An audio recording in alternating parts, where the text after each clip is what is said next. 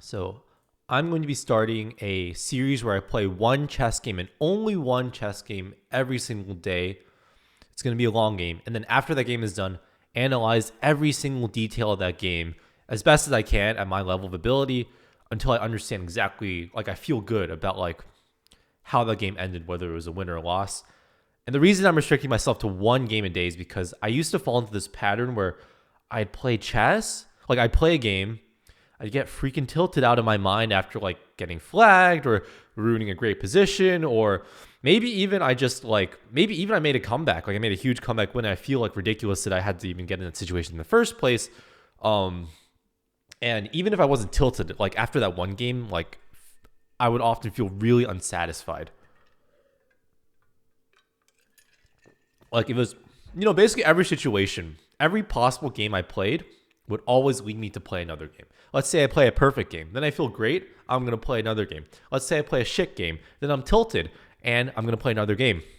Let's say I swindle a win out of somebody, then I'm going to feel like very undeserved. I probably would feel really undeserved about that win most of the time, not always. That's only one.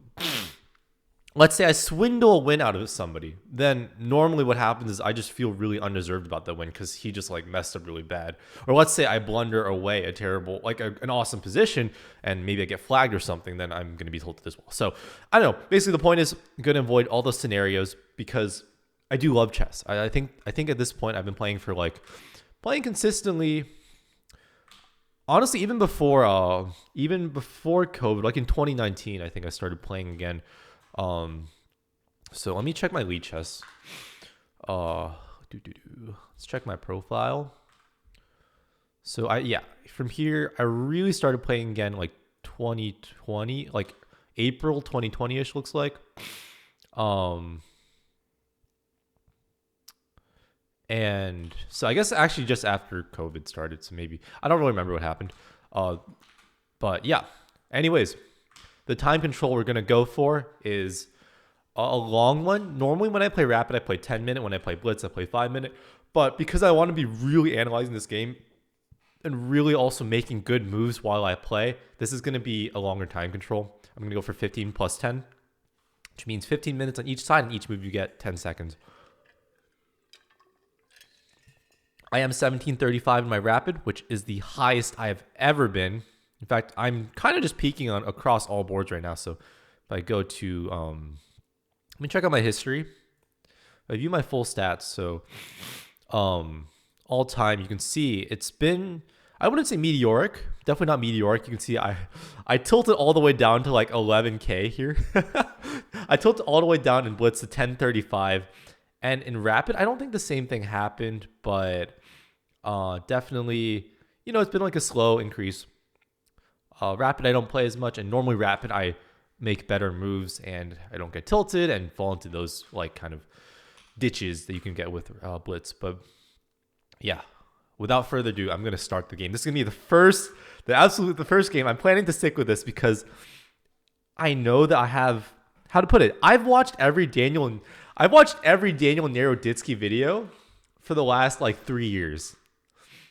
Uh, Definitely every speedrun game. Maybe I missed a few like non-speedrun videos, but you look here, like I don't think there's not a single one that doesn't have a red bar in it. Some of these I even rewatch. It's just like I got a problem, bro. When was the first one I've watched? Because I didn't really watch him during Pog Champs. I really started watching him for his speedrun content.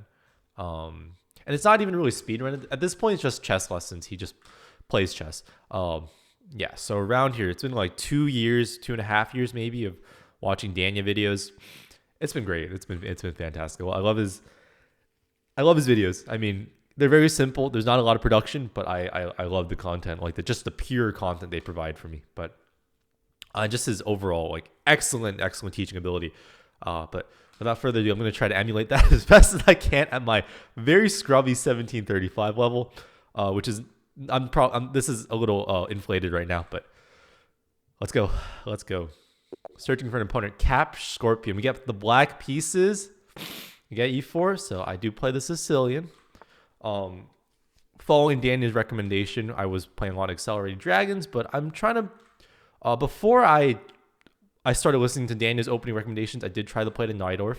So I've been trying to go back to that because the Accelerated Dragon, it's all right, but it leads to some, like, I wouldn't say draw-ish because it does, but I haven't been getting those positions. It's just like, it doesn't fit me. I don't know how else to describe it exactly. The style doesn't really fit me that well. I'm not like a huge Fianchetto fan, maybe. Maybe that's what it is.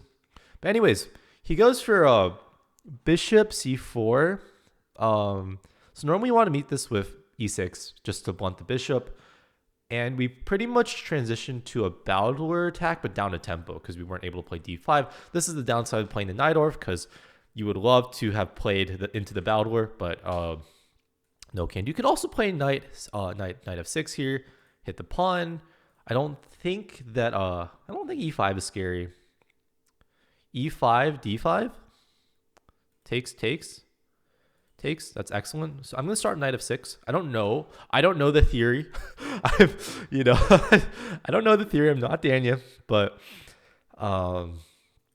he plays a modest move, and we got a kind of almost London-like structure actually. But he's played this.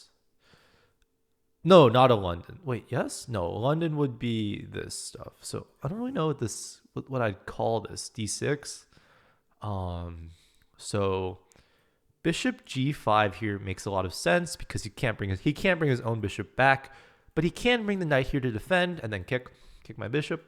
So bishop g5, knight d2, e6, h3, and I can't drop back here, so I'd probably drop back here. That seems pretty good. Where else would my bishop want to go? If I'm going to fianchetto, then it would e6 is a perfectly reasonable square. d7 is a little passive, and I don't see a reason to be passive here, so I'm going to go for the cake. I'm going to go for bishop g4 here. It can't be that bad. Like with his bishop blocked like this, normally this is just a nice pattern. And if he goes for this immediately, okay, I could have took, but I don't want to give it my bishop, my light squared bishop. Maybe it was good. Queen takes, and then we kind of get our knight coming in. But I think I'm going to go knight c6 next turn, and we can still go for that idea. Knight c6, knight d5, g4, bishop down, takes. I'm starting to wonder if maybe the knight doesn't belong in f6. Maybe I should have played e6 and brought the knight out this way.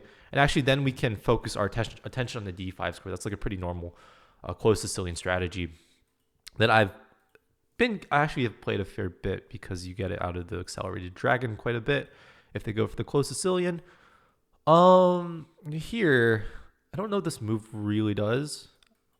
He's just developing his bishop. I feel like bishop e6 would have been a little better. This one, it feels vulnerable to e5 at some point. I guess it doesn't really matter. So now that he's moved his bishop here, queen b6, hitting the pawn, is kind of interesting. He can go queen c1 to defend. Not sure if I play b6 here, I can't. So I'm not actually able to fianchetto my bishop because he will trap it like this. So we can start knight c6. I don't think there's anything wrong with this move. We're aiming for the d5 square. Can't possibly be bad. Like, it really can't be that bad. And he defends it. He's probably going to bring his knight out this way. And, got a lot of time to think. But honestly, I'm used to playing without thinking, which I think is a bad thing for growth and for not getting tilted. Because I guess the thing is, like, the quintessential, I can't even say it. I think the core principle, I just can't think words right now. The core, like the commonality between all the forms of getting tilted is that I didn't take long enough to evaluate a move, or I wasn't able to plan out my moves the way I wanted to, and I feel frustrated either because I ran out of time or because I just couldn't calculate, or maybe I didn't give myself the time. Like, I didn't take the time. So he plays c3. Seems like a good move. It looks like he's just playing his system. He's not really trying to like go for my throat or anything. So e5 is pretty committal, but the position is very closed. What's the benefit of e5? Now that he's played c3, it's actually kind of hard for him to go for the d5 square. I called this one d5 by accident. I meant d4. This is d5. Oh my goodness, nobody's gonna watch this video. I'm gonna upload it, but oh no. Okay, so let me think. And this is a lot funner when you're watching a GM. Yeah, I see the appeal. Like when you're watching me, I'm tempted to. I don't think there's a reason to bring the bishop back. I do want to go after his dark squared bishop, but he can always just tuck it away or bring it back. Queen b6 is just a very normal move here, but maybe I want to go a6, b5. That's like a pretty normal Sicilian idea. I also need to develop this bishop, so I think the move. It's time for the move e6. I think it's absolute time, and maybe I even like reroute the knight. I don't know, because the knight feels a little awkward on this square. And I should have calculated e5, because e5 is a pawn break. And you have to calculate. I probably go d5 then. e5 d5 takes. Yep, he does go knight d2. And here, if I defend the knight, if he goes for this, yeah, I think that's fine. We got to develop our pieces before trying to go. Before I go queen b6 or a6 b5, I want to develop my bishop. And then we'll decide where to go from there. I don't think this is scary, because I always... Oh, well, now he is e5. If I go d5, he can actually take and take my bishop. So if he goes e5 here, I think I do have to take with the pawn. And the knight is pinned. So if he would go probably g4, bishop down, down to... I can't remember the square. Bishop g6, so... g4, bishop g6, e5. I would have to take, I think, because I can't let his pawn take on f6. So g4, bishop g6, e5 takes. I don't know which piece he takes. Let's say he takes with knight. Takes. So at that point we haven't lost any material, and actually, I think I can go d5 there. Chase the bishop away. Chase the bishop off this diagonal and then pick up this juicy d pawn. Maybe. Okay, so I assume this is to prepare b4. Because before, if he didn't have this move, it would be takes. We win a pawn, and we're threatening this very juicy one in the center. I can also go... we can go knight d5 here. Knight e5. Knight e5, and we're threatening to take the bishop, the light squared bishop. And if he gives us a check here, then maybe we can block with the knight. That kind of gets us out of the woods. So this is interesting. And if he drops the bishop back, well, he can't, because he's going to drop this pawn. So he'd have to maybe give up the dark squared bishop. So then here, maybe he would play g4 then. And in that case, I would probably take the bishop.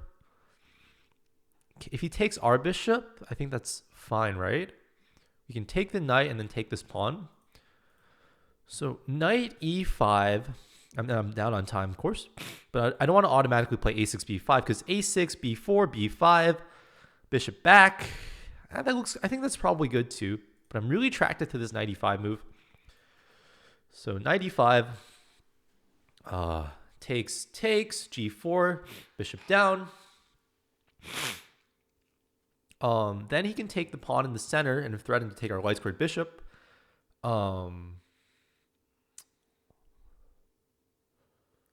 So, and castling does not renew the threat. Now we can go here, maybe. Maybe that was better maybe knight h5 was better last turn, because he didn't have this extra resource to drop the bishop all the way back to h2 or a2. I just get all the squares wrong. Something I need to work on.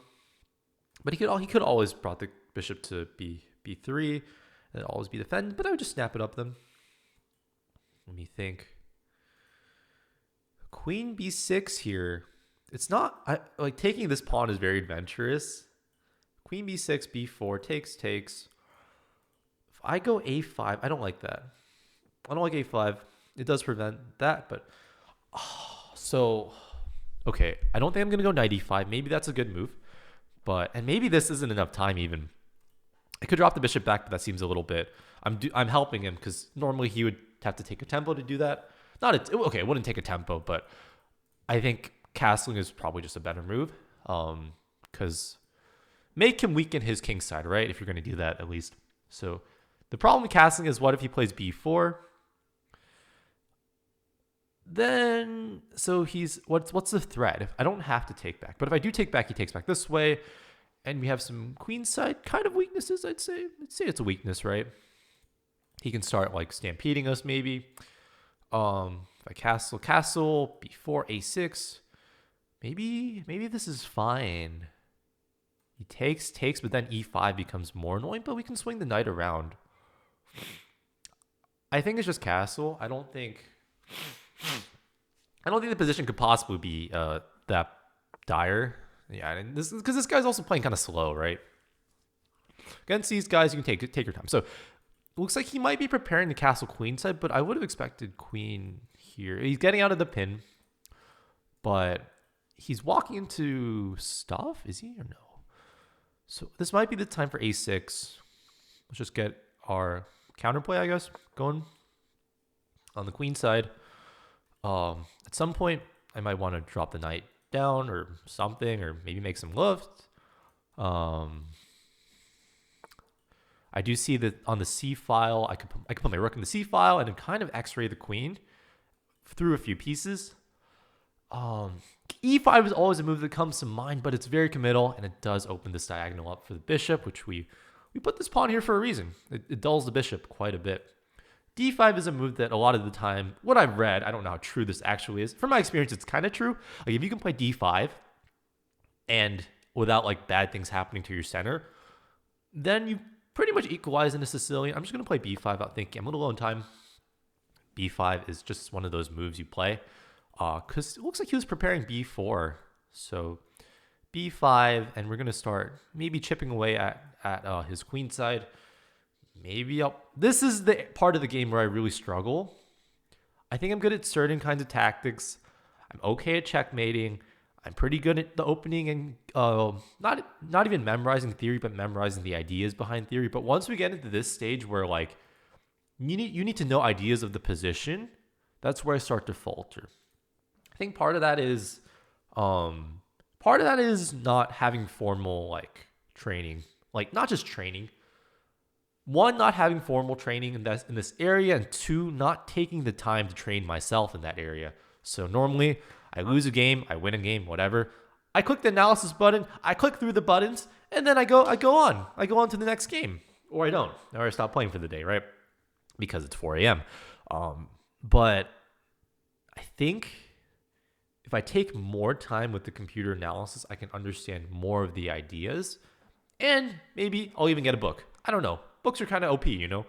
Like, even in this day and age, books are pretty good. Okay, castle's king side. Yeah, I didn't look he was going to castle queen side, especially against this.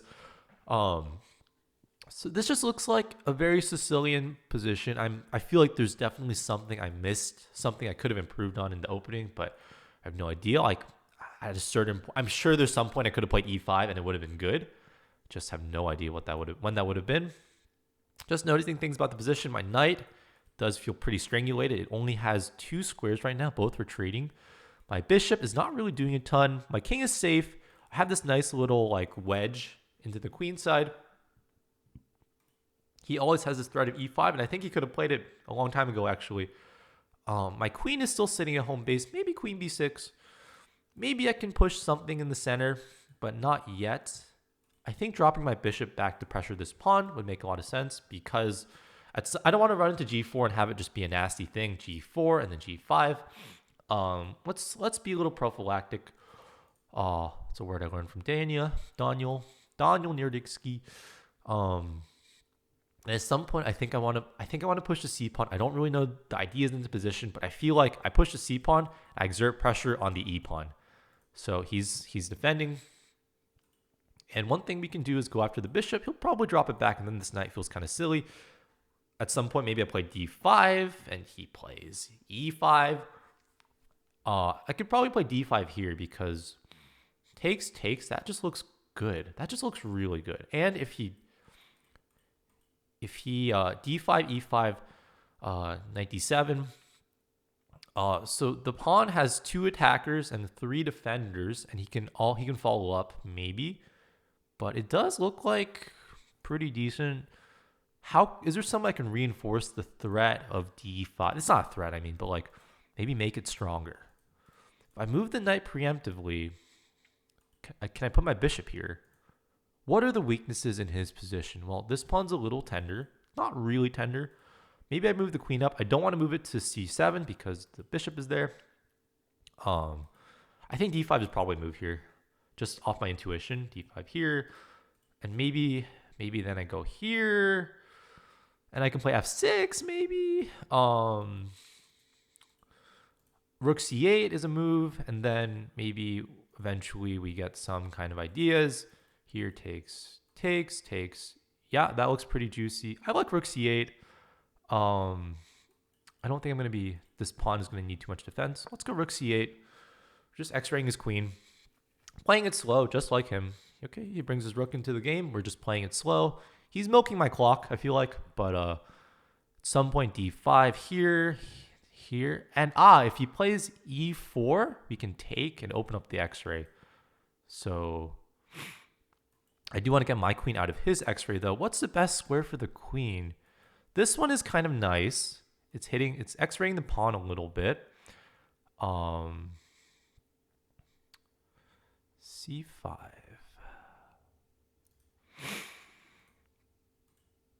I'm just gonna play queen b6 off of intuition at this point.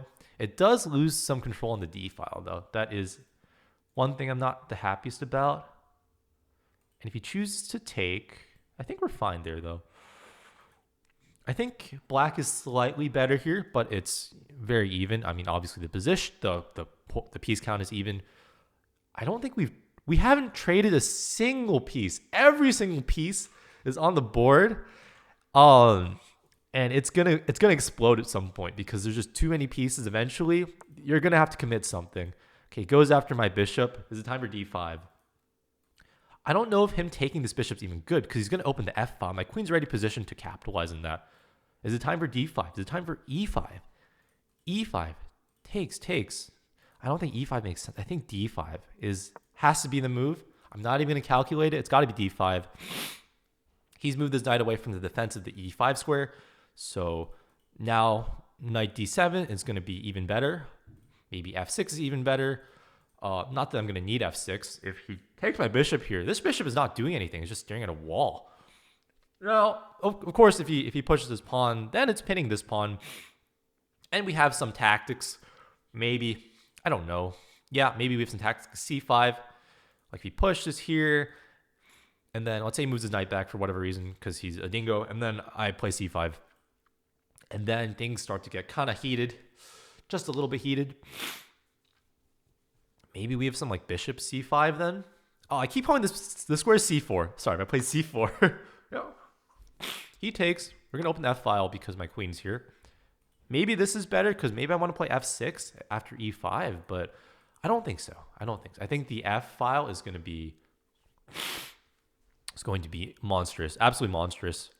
Let's see what he does. So, taken here, he might be calculating takes. And I have missed something where basically if I take here, I lose this pawn. This pawn hangs. So I have to take with the d pawn or the e pawn. I take with the knight. Knight takes d5. Oh, but he can't take the pawn here because he drops the bishop. So let's calculate. Knight takes e5. I did want to play knight takes d5 just to... It's a double attack on the bishop. It opens up the f file. But if I take this way, then he takes here with his bishop. So it actually has to be knight takes. Oh, no. I'm so dumb. I'm so dumb. I just take back. It's actually a hard question. So if I take here with the knight, see, he drops the bishop back. I think this would be the best square. Now this pawn is hanging. We do something like c5.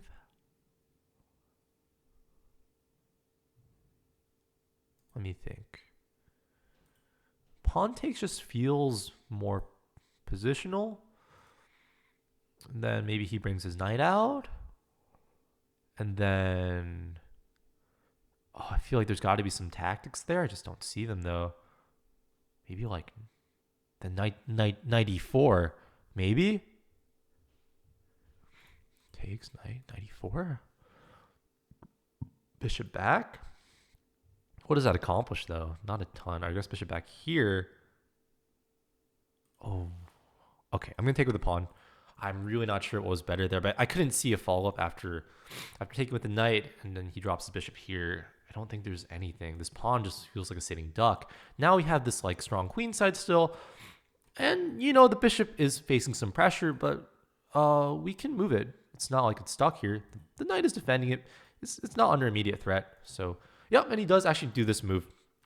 And okay, do we have tactics? Oh, what if I go here with the knight? Here with the knight. Oh, knight G. Yeah, even in this game mode, I'm right. Maybe I have to do a longer game. Maybe I gotta do a 30-minute game. Oh man, knight G5, knight G4. Sorry, knight G4. That prevents the bishop from heading back, but it can still head here. Knight E4. The bishop goes maybe here because knight E4. Because if he takes, I'm taking the bishop. This is a very important bishop. Knight E4, bishop here. Is there a sack? I don't think so. Maybe knight here. And then a sack? Oh, wait. Knight here. Bishop. Maybe then I hit him like this. I hit the bishop. If he drops back.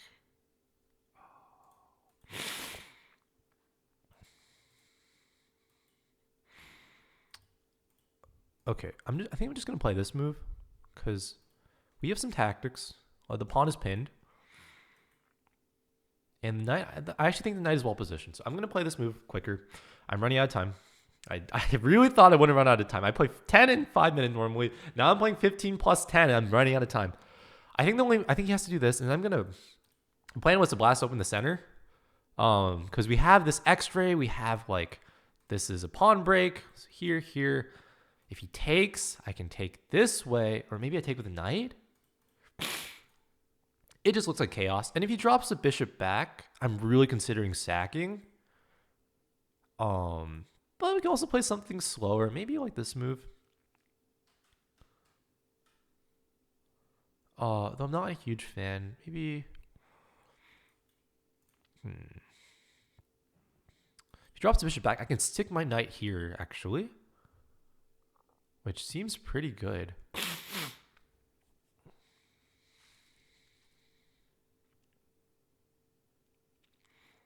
And maybe I can reposition my bishop somewhere. I don't know. I'm running out of ideas, but I do think we're slightly better. Okay, he drops the bishop all the way back.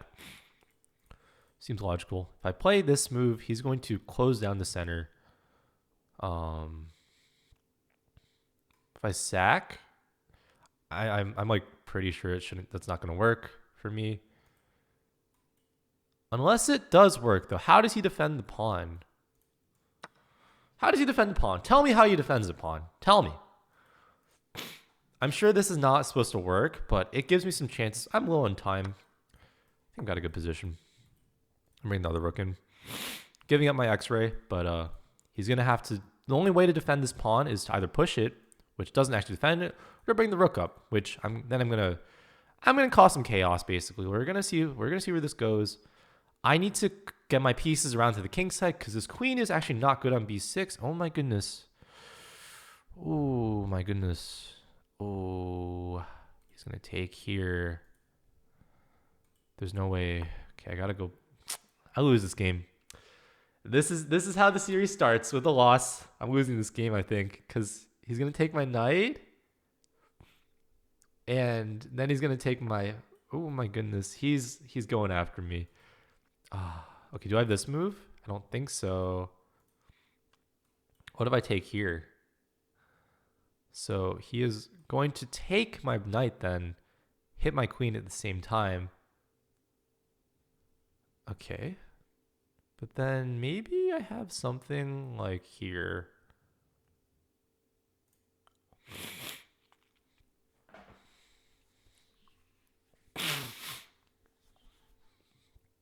Yeah, this is bad. This is really bad. Okay, so if I maybe maybe I aim for the pawn. He takes, or maybe I can go for this. What does this do? He's just gonna take, and I will have no compensation. This is a disaster. There's this Desperado. It doesn't work because the rook is defended. He just takes. Yeah, this is over. I don't know how I was supposed to play this. Oh man, really gonna start on a loss. Here. Oh my goodness. I don't even have a check. There's no way to even give a check. I can't even.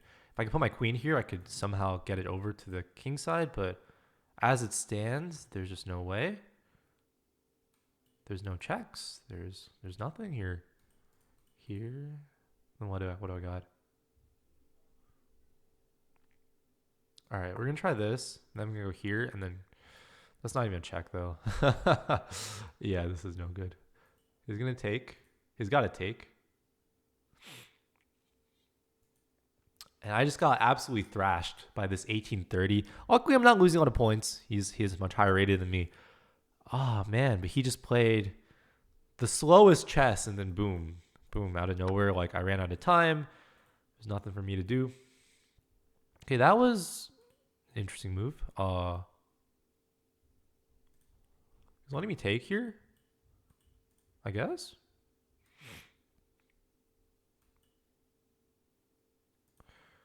All right, I'm gonna take this pawn. Oh, he just takes back. Yeah. Okay. Oh, well, maybe he misses it. Is he gonna miss it with 10 minutes on the clock? No, he's not. But I have this move now. He takes my knight. I mean, he can just take the knight. He's up a billion pieces. I think it's time to concede. Like, I think it's time to concede. There's nothing more, right? Yeah. Oh my goodness. I got blasted, dude. I got fucking blasted. But that's okay. We're going to get some good analysis. Yeah, that was man, he just squeezed me until I couldn't breathe. And I would have loved, oh man, I don't think knight f6 was the move. I should have played e6 here, I think. I would have loved to play e6. Maybe it's not as good. It's a book move. Or maybe knight c6. I think I would have, because in these kinds of positions, I kind of like going for a setup where you go after the d4 square. Let's say he does something like this. This is very standard. And here I would have actually encountered my bishop. And I play these positions quite often, and they're pretty nice for black. I'm gotta say, I don't even know what white's supposed to do. Yeah, c3, maybe a6. I'll probably just castle, a6, and then white can strike with d4. But this guy probably wouldn't have, given how he played. So I'd say rook e1. I play a6, or saying b6. I would have played a6, and then b5. Maybe a4. Saying d5. Yeah, and it's super complicated. But let's go down the game. So these are book moves. And bishop g4 isn't an accuracy and seems like a pretty serious one. But I'm actually going to use the Lichess engine after. I'm going to switch to the Lichess engine a little bit after this, but let me let's get this in full view. Okay.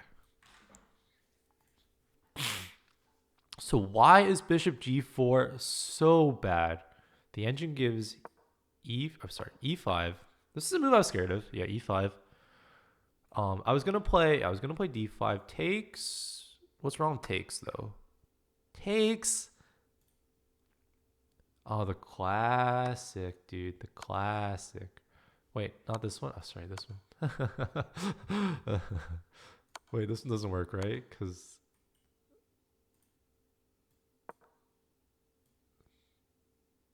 oh my goodness, I'm so dumb. The bishop's defended.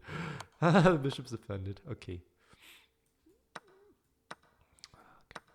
But yeah, White wins back the bishop with interest. So yeah, e5. You can't take the pawn. So d5. He would take. I thought he'd take. So if he takes, then this is what I planned. We would take. F takes e7. Sure, that makes. I would have took this way probably, but I think letting the bishop fianchetto doesn't make sense. So you take this way, maybe like this, and then maybe you take this one. Yeah, trade queens. Maybe we take the knight. Maybe we don't. Don't really need to. So develop the knight.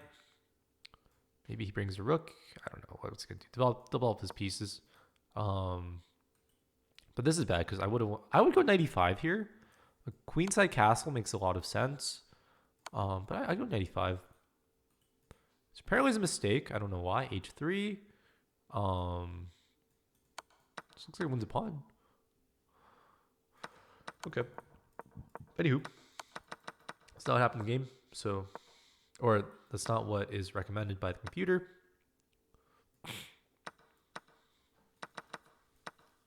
Oh man, this is harder than I thought, dude. This is a lot harder than I thought. d5. Yeah, bishop e3. Bishop e3. Knight g8. We're going to play e6 and get the knight out. h3. Probably drop the bishop back. g4. And e6 to sack the pawn. Make it just very impossible to get our dark sword bishop out. This would have been pretty annoying. We're up a pawn, but yeah, I mean, this is pretty annoying. Okay, that's one way to play. It's pretty forcing too. Well, we don't have to drop the knight back here. We can try to go after the pawn like this. But then bishop takes d5. This does run into bishop takes f7, right? Or no? Knight takes f7. Yeah, never mind. We don't have to take with the king. Just, oh man. Analyzing one game is so hard. And like, who's going to watch me? Who's going to watch this video? I don't know what I'm doing. Oh man, I'm gonna have to like make a report after. Like I can't just have the raw footage like Danya, because Danya can just do it on the fly. He's, you know, freaking grandmaster. But yeah, here, why can't I go here? Because bishop takes e5 and you're not even threatening to take here. Why? Because knight takes e5 is a checkmate threat. Crazy. Wow, that's just checkmate. Okay, yeah. So where else could the knight go theoretically? There's really not a lot. There's no other squares actually. Like you can't go here. It doesn't make sense to go here. I mean, it doesn't make sense to go here. So, in fact, if we go to knight h5, there's h3, bishop back, and g4, right? And the knight is just straight trapped. Oh man, okay. So I see. All right. So in the future, I'll not be greedy.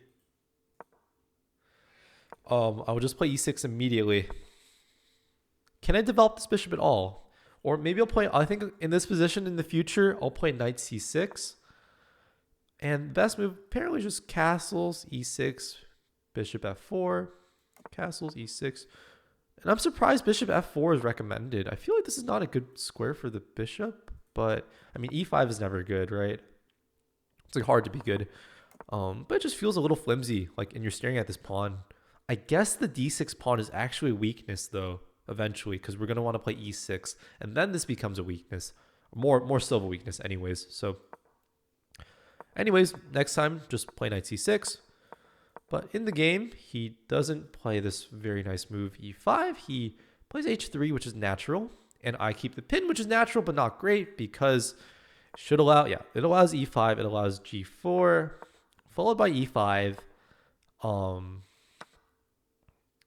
And this is just really freaking bad. So here we would have to play d5, I think. What's the other move? d5, knight f d7. Knight f d7.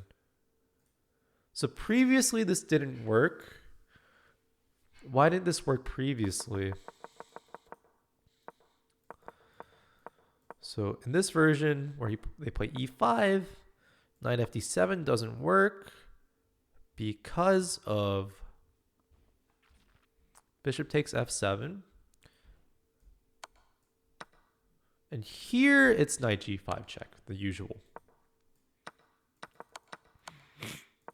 And if we play d5, g3, bishop, knight f d7. So I think sacking the pawn is really interesting, but bad. Yeah, bad because we can still fianchetto the bishop. So the move is, well, we're just hanging the d5 pawn. So we can't play d5 in the first place. So here, oops.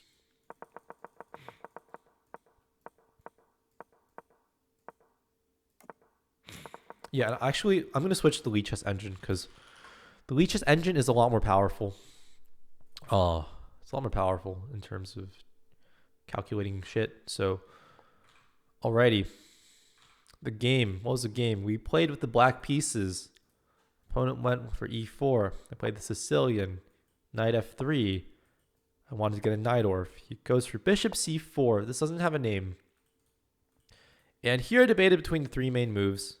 I decided to go to knight f6 because it has a threat attached to it. My opponent played d3 to defend the pawn. And here I make a mistake. I play bishop g4, which is bad on account of e5. And pretty much go down this kind of forced line.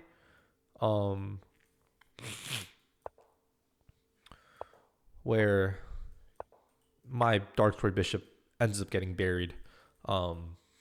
So that was not ideal, but my opponent didn't play e5. He played h3, which is supernatural.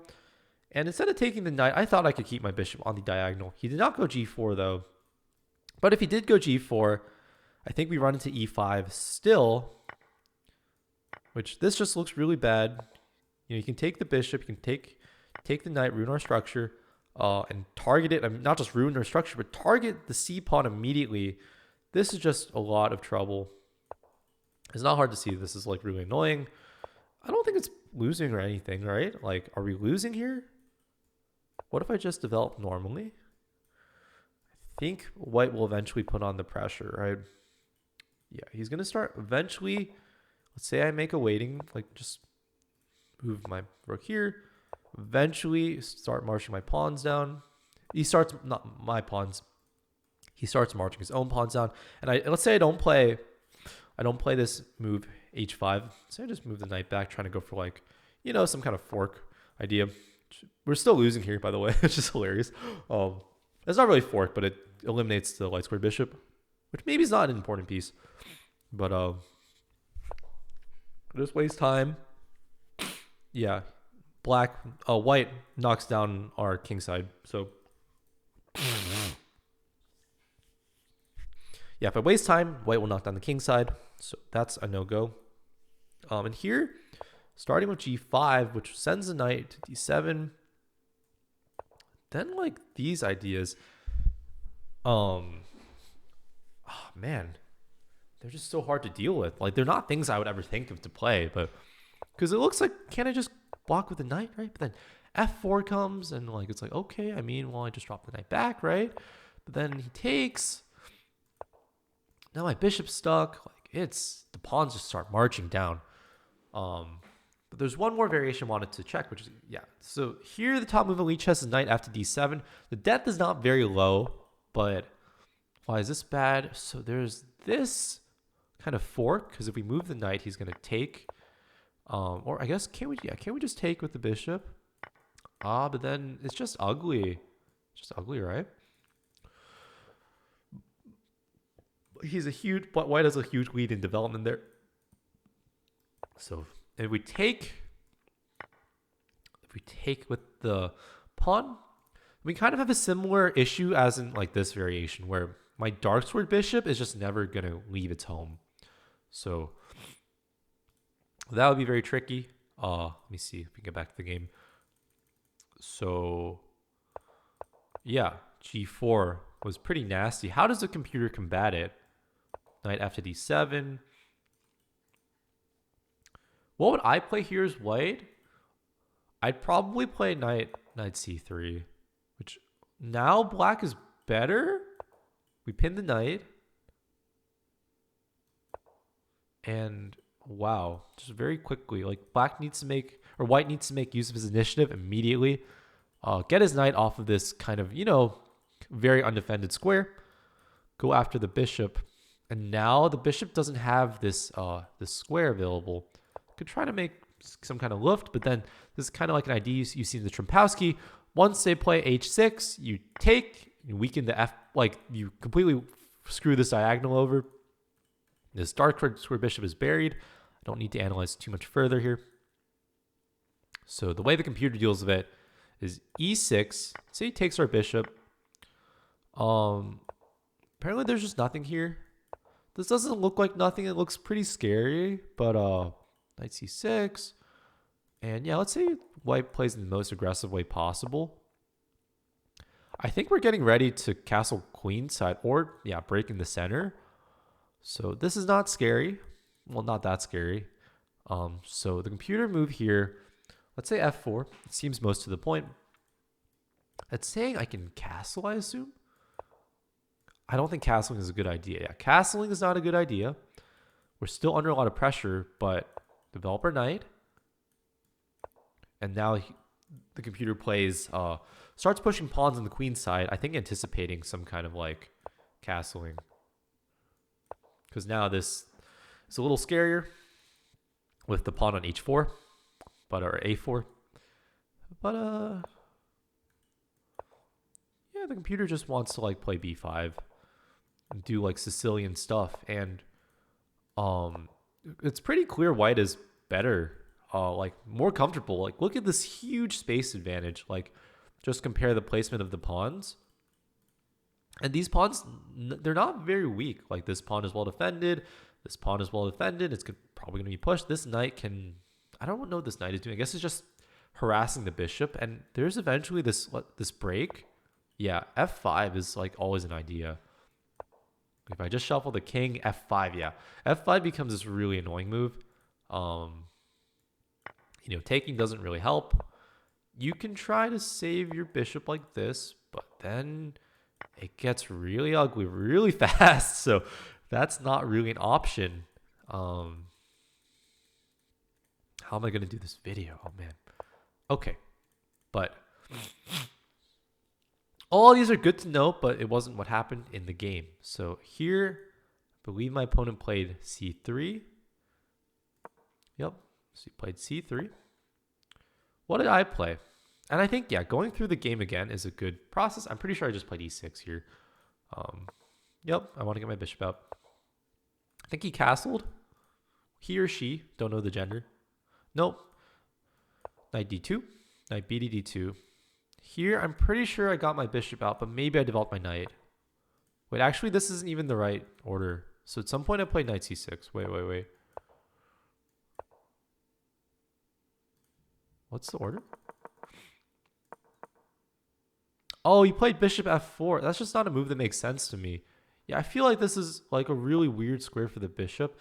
And I'm really curious if the computer at any point has e5 as a move. So here I'm pretty sure I played knight c6. Yeah. Knight c6. Here you played knight b to d2. Nope, c3. Then knight b to d2. I played e6. Knight b to d2. Bishop e7. And let me check, were those the best moves? I think they're maybe not the best, but they are completely fine as moves. So let's make this the main line. So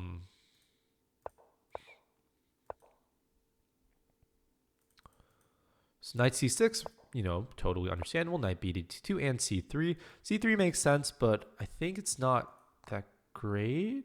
Apparently it's not that great. I feel like it's a good move though. If I add some more lines, it's not even in the top 5 moves, which is odd to me. So what's the drawback of c3? Computer's saying we can push d5, and yeah, pushing d5 in a Sicilian normally is very good. Why can we push it? Well, it's pretty simple. We just get to push it. We just get to push it.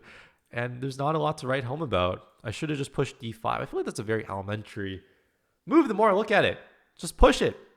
Maybe I'm scared of e5. I think I was scared of e5, but here, if you calculate all the way, apparently black is up material. I don't know why. So it's saying, I guess, let's say white plays a nonchalant move like knight b to d2.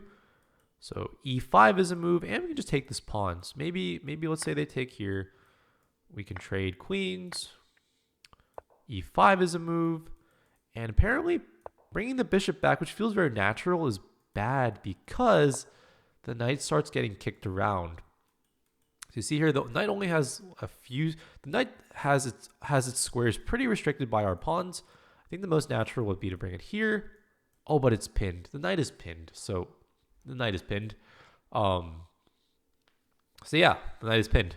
So that is preparing e5 is powerful because we can play e4, which wins the knight. So that's not an idea I had in my pocket, like, because it feels like the pawn is so far from e4. It's going to take two moves, has to get past a bishop, a pawn, and probably a knight on d2 that's going to be guarding d4. But here we can do it. Here even e5 immediately is a move, because if you, it just transposes more or less. Castles takes. If queen takes, that doesn't work. Whoops. Knight b to d2. Got this move. And he can't play g4, which is why the computer really wants to play g4 here. And we would take the bishop. He would take our bishop. Apparently he wouldn't give a check first. And then take our bishop. We would take this pawn, and I think here we're up a pawn. Yeah, we're up a pawn, and we're kind of just like, we kind of just have a good development advantage. We're threatening this move, so he kind of has to castle or move his king out of the way because we're threatening rook e8. And apparently even, it's like this is insta-winning. Apparently this is better than castling, I guess, because eventually we're going to be able to put a queen somewhere on this g file. The computer wants to first put a rook on the e file, and then go after the pawn. Is one idea, but even better is to first secure our f pawn because we're in no rush. It's not like this pawn is running away.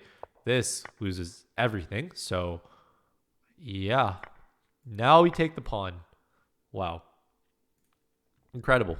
c3, d5 takes. Wait, no. c3, e5 loses on the spot. And I would probably play a move like takes this way to open up my bishop. This is still better for black, though. I guess I'd bring my bishop here. Computer wants to take this pawn. Wow, what is this? g5. What is that doing? g5, bishop goes back. Now we castle. I really don't understand. We were trading bishops so that we can eventually put a rook on the open file, pin the queen to the king, because I think this is where we just have a lead in development. The bishop it's not out of commission, but it is not contributing to the plan of grabbing control of the center of the open file, the open E and D files. So, but what's so good about taking with blocking with the queen, trading queens? Say he takes here, queenside castle, and apparently maybe the first thing even before this, what's so good about this g5 move? g5, bishop back. What does this change? So let's queenside castle first, and maybe it doesn't make a big difference because the valuation seems very similar, but we go down some kind of line. So at what point is this bishop a liability? I don't see point of that it's a liability. Maybe here it has some different options. So if we kick it earlier,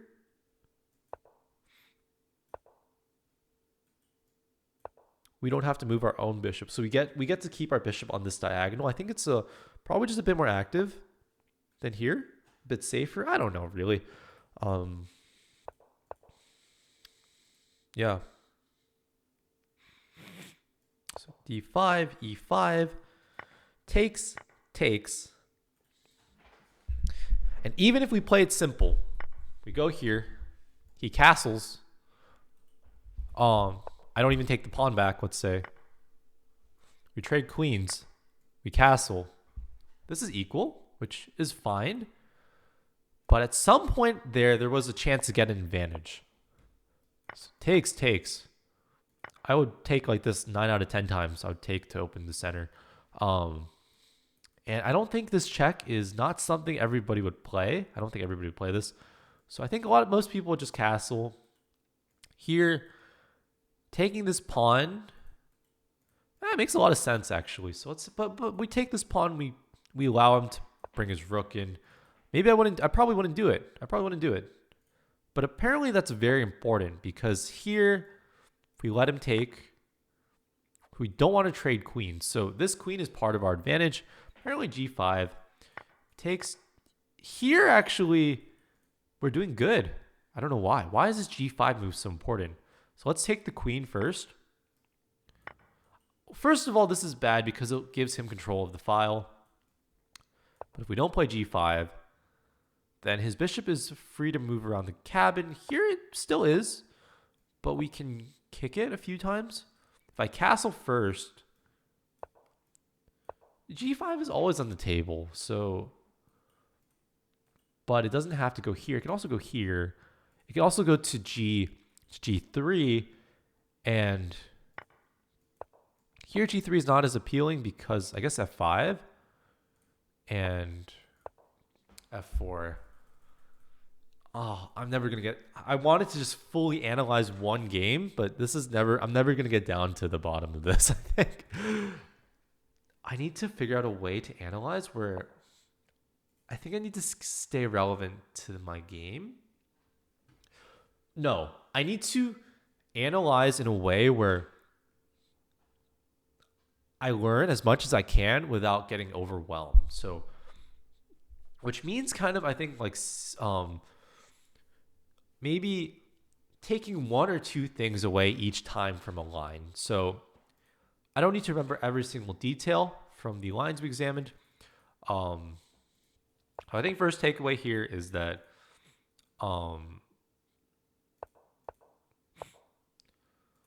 knight c6, or for knight f6, you always have to be careful about e5.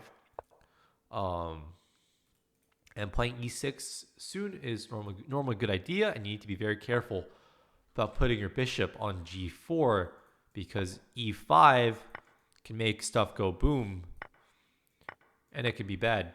It can be bad for you. It can be bad news bears. So it's a tactical pattern. You know, I've seen it many times, and I still miss it so many times in so many areas. So sometimes you just have to say, hey, life sucks. I'm going to play e6 and block my bishop, and it's okay. It'll be fiang cattle later, probably, or maybe develop to a6. It still has prospects, you know? Already a6, b5, and we can bring the bishop out. So it's really not a problem. I don't like blocking my bishop, but like it's fine. So that's one. I think that's the first takeaway. The second takeaway,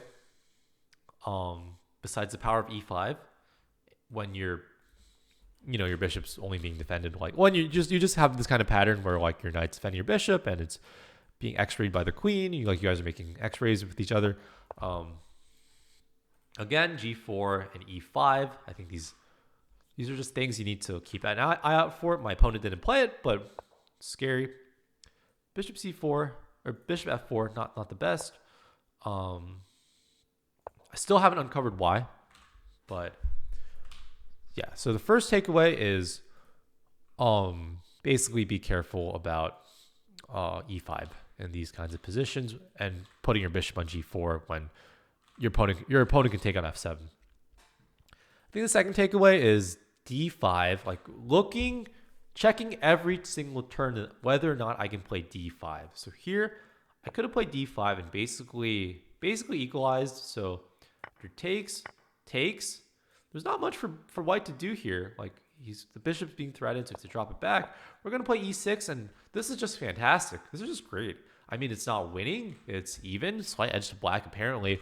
I'm pretty sure it's just even. Yep. It's just very comfortable. We're just going to develop our pieces. We're going to play some chess. We're not going to get into any kind of trouble. We've already solved all the issues from the opening.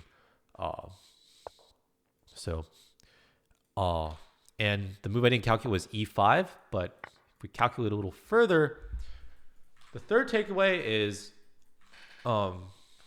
maybe the second and a half. It's like a sub point here. Taking toward the center and preparing e5 is really strong.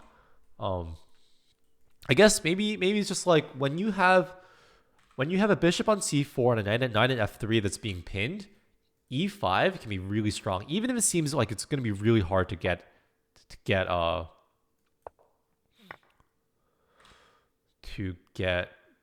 pawn to e4 to attack the knight.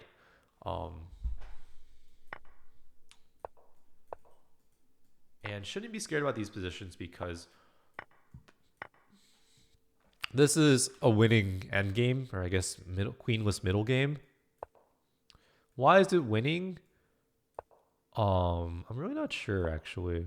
So what? I don't understand this move.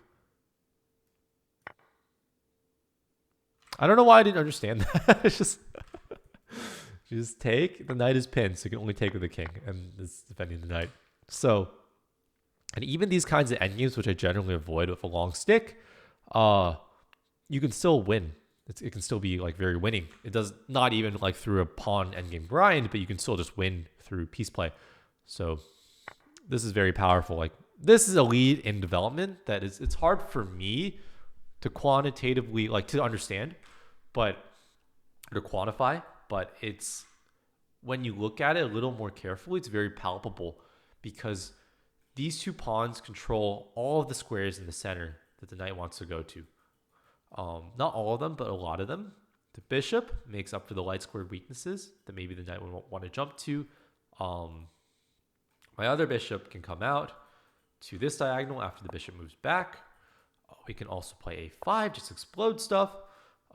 Here, after this, what does this move do? Confused? Oh my goodness. That's a crazy idea. This pawn cannot be defended. Oops, not that one. That's crazy. Yeah. Wow. Yeah, I'm not gonna upload this to my main channel. This is too shitty. This is too shitty. Or maybe I can do another take. This is like the first take. So yeah. Keeping an eye out for even though the pawn structure is ugly, this is a great lead in development. This is an incredible lead in development. Even with the queens off the board, it's gonna pay dividends. The knight is super weak. His other knight is too slow to the party, thanks to our rook doing a huge job. So yeah, this is crushing. And after you had this idea, I think g6 becomes g takes f6 is like a pretty clear idea. But even e takes f6, castles, taking this pawn is not something I see because it looks like I'm using a tempo to grab a pawn that I'm going to lose very quickly. But in reality, if you just calculate, it's actually very hard for him to grab the pawn because you have this move c5. Sorry, c4. I can never get the numbers right, but at least I get the files right. c4, and that's not true either. c4, which just maybe he undermines it, but then we get counterplay on the king's side. Apparently, this move, I'm not going to try to understand this g5. It's just very archaic. Even if you don't play it, it looks like it's not a move that really goes away. So that move is a little out of, I don't understand the idea of really. What's the idea? I guess we're taking away this square from the knight. I mean, I think it's a move I don't fully understand, but it's a move I can learn because the more I look at it, it's like this position's a little. It's not crazy, I guess.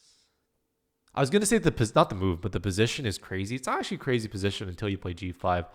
Like, I'd probably play like freaking. I don't know what I'd play here. I just dropped a bit. I just castle, right? But G5 is actually not that weakening. Not as weakening as I think, because this bishop's actually very hard to move. Like, it looks normally this bishop is weak because it can be targeted by a rook and then stacked on. But I mean, maybe it still can. Maybe, well, it takes so many moves is the thing. It's actually very hard for white in this case to stack on the rook. Now, if I let's say I did some stuff, some magic. So is this position? Yeah, I mean, is this position scary? No, even now the computer's not scared at all, because like he's not actually threatening to take this. Like, we've got two defenders, and it's actually pretty hard for him to, to jump on the bishop, and we can always move it. Like, it's not actually that scary. So yeah, normally I'm very scared of losing this bishop and it getting trapped or just being stuck, but like, it's fine. It's fine. Anyways, back to the game. We played e6. Played e6, which is it's an okay move. It's not bad. It's a move we're gonna play. Then I developed my bishop. I believe he castled here. No, he played this move, and I was kind of scared he's gonna play b4. Like, let's say I just meekly move the bishop back. Is b4 good? The computer says it's not good, but why? And it gives this weird move, a6. I mean, the point is obvious. It's stopping this or stopping this. I don't actually understand. So I just shuffle the king. Takes. What's wrong here? Well, what's wrong is that my pieces are getting tossed around, but it doesn't look so bad. It doesn't look that bad. It's not losing, but it's ugly. It's definitely ugly. I have no winning chances here. Not no winning chances, like he can still fuck up, but it's like he's in the driver's seat, you know? He'd have to mess up for me to have chances. So the idea is just take the knight and to completely discombobulate my center, then basically remove the d pawn and then stick his knight onto e5. So if we let him, even this is fine because he can put the knight here. He can also do this move, and then play it more positionally and just get this big space advantage with the pawns just restricting, everything. But also something like putting the knight here, just trying to win this bishop. Seems fine. Of course, there the computer gives a different move. So here, gives this move queen c2. Queen e2 now. I don't know why. Let's say queen e2. Let's say queen c2 because normally the lower depth ones are a little easier to understand. If I just shuffle my king, what happens? Takes. Pushes stuff around. What? Yeah, I mean, it's not scary. It's not exactly scary, but yeah, so b4 was not really a threat though, apparently. So b4, Peter says I can castle, and if he does this, I just move the knight away. Also, one thing I was wondering, I think, was here, does 95 work? Or not even, I think it was a few moves ago. Here, could I play 95? 95, and it doesn't work. Yep, because of g4.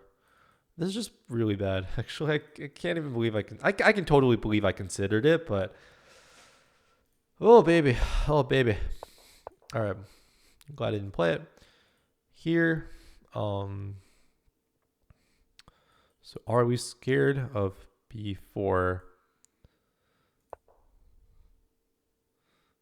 4 castles here.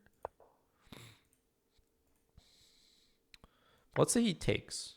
Then we can play d5. And I was prepared for him to play e5, but this is losing. Why is this losing? Because we hit the bishop with tempo and we take the bishop. Come on, dude. Come on, dude. So we can take here. I would have took the knight. Yeah, this looks pretty fine. And we can even do this to prevent castling. What is this? This is kind of diabolical, actually. My goodness. Sicilians, bro, are crazy. Can't castle. Oh my god. Okay, I can see how this ends poorly for white.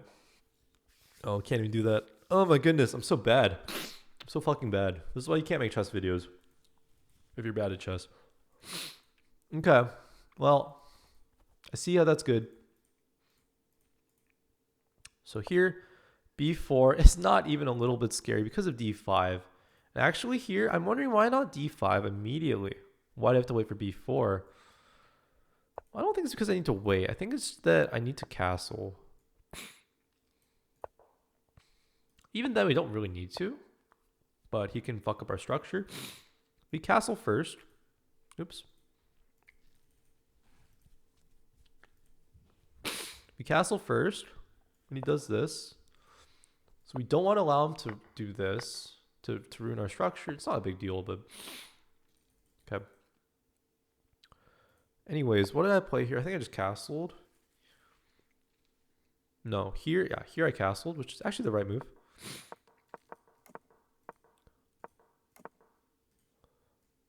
And you played this move, Queen C2, right? Fucking allergies, dude. I hate it. God damn it. So he plays Queen C2, get out of the pin. Put E6. Castle. So I remember. No. Remembered wrong. He got out of B5. Okay. If he castled, we get B5 in. It's nothing to be scared about. But he dropped the bishop back. Here, D5 is a move. D5 is a move. And B5 is a move. I play B5. I think my style, though, like the more I play, the more I realize I actually like D5 a little more. B5, you need to kind of like play with the pawns on the queen's side and provoke weaknesses and then push and pull at them. D5 is more like you just explode and look for tactics, just a little bit more.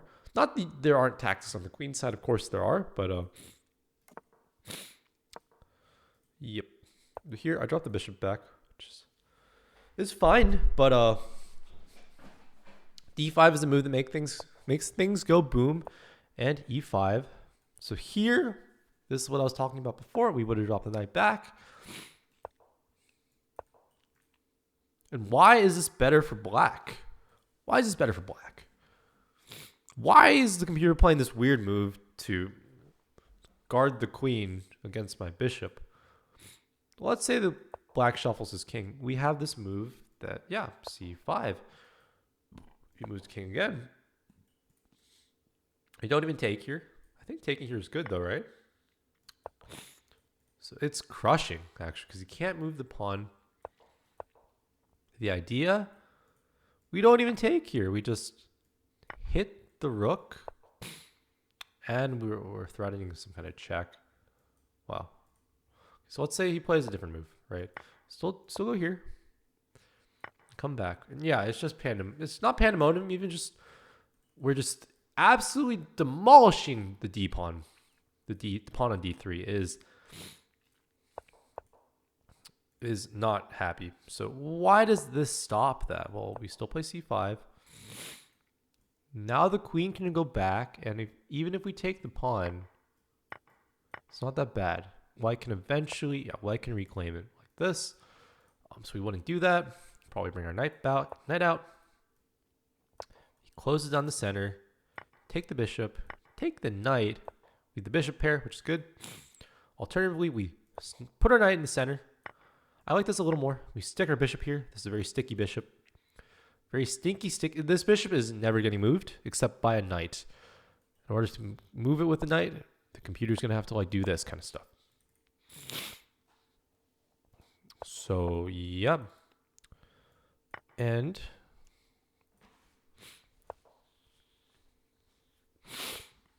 I'd play f6 here, but it's bad. Okay. Interesting. Well, this is a deep line, but it goes to show why d5 is strong. If he takes, then this is just nice. I mean, it's not winning, but it's nice, you know? Again, these knights are very solid. He doesn't ever really have ideas of doing stuff to them. Maybe this is more accurate. And we're just going to pile on the d-pawn. c5. And if he allows c5, it's going to be in a world of hurt. Here the knight blocks preemptively, so we can kick it with f5, f4, now c5. What's the difference here? Well, we have this, we've blunted the bishop, so it's just a little improved. Oh, so our rook has some more reach. We can try to remove the knight like this. If he takes, is this winning? Yeah, because we got this control in the d file.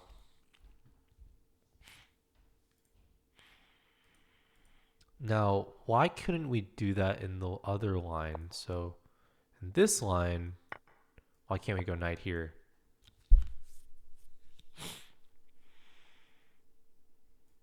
This is check.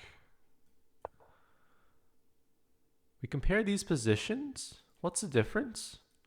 Difference is he's able to take, right?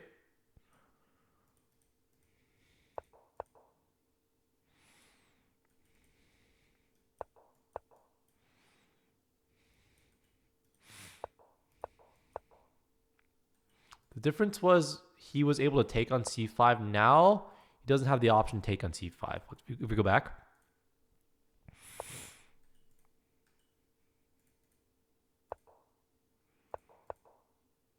Why doesn't he have the option?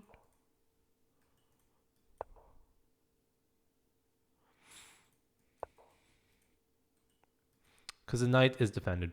So we weren't able to get our pawn there to kick it out first and then also blunt the bishop. I don't think blunting the bishop actually matters, but yeah, super deep. Anyways, let's get to the game. What was the game continuation? He did not play b4. That was not the game.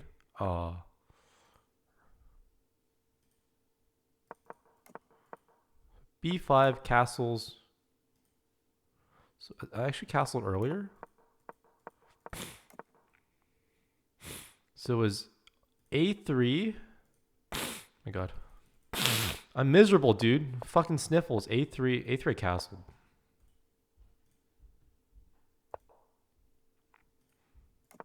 Castled. Queen c2. a6. Now castles. No.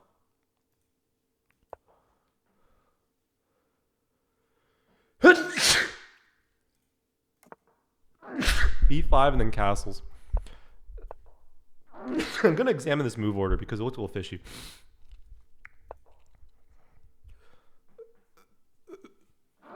Oh my God, dude. Fucking hell. What's wrong with castling first and then doing this? It's the same position, right?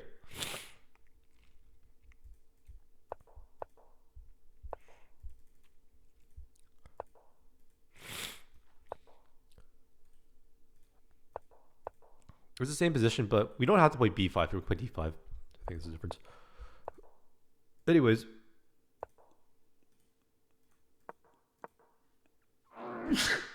Oh my God.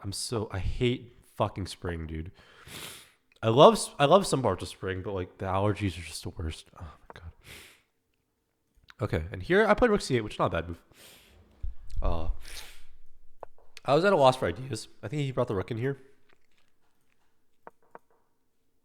Like queen b6, which ended up being a really bad move because the queen it's not actually threatening anything. The only thing it does is it prepares connecting the rooks and it gets out of the x-ray. I mean, that's not nothing, but it's not the best move by any means.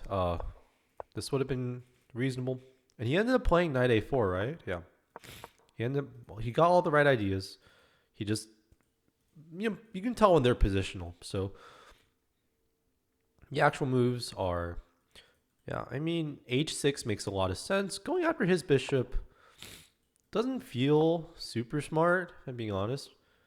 Then here now queen b6, and what's the point? Oh, we've defended that square, of course. But I went queen b6. He went knight h4. And what did I do here? What I said during the game was FG is totally fine. I'm happy to have FG because I thought I'd have some kind of ideas. I think I just played D5 here, which is the top computer move, which I'm happy about. I think he took, if I remember correctly. And taking with the F pawn is a big mistake. This is a blunder.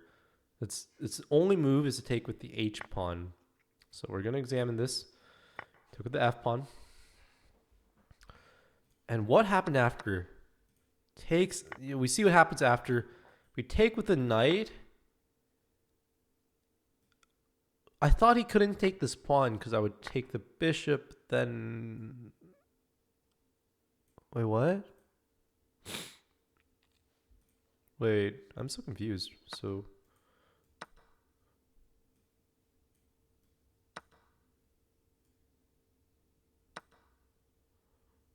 Why does this win? Rook takes c6.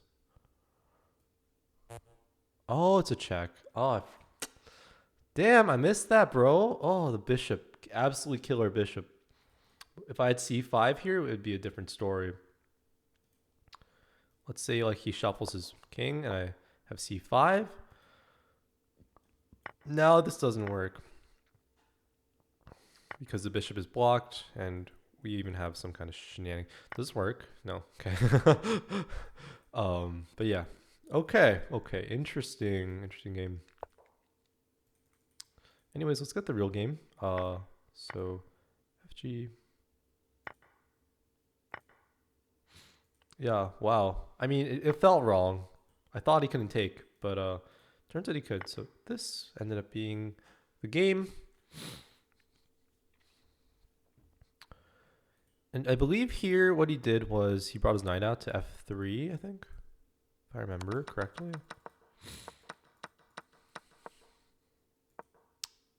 Knight f3. And here we're not lost yet. But I make this move because I'm out of ideas. I start to pay the price. Oh, no, I don't. He moves his bishop back instead of taking the free pawn.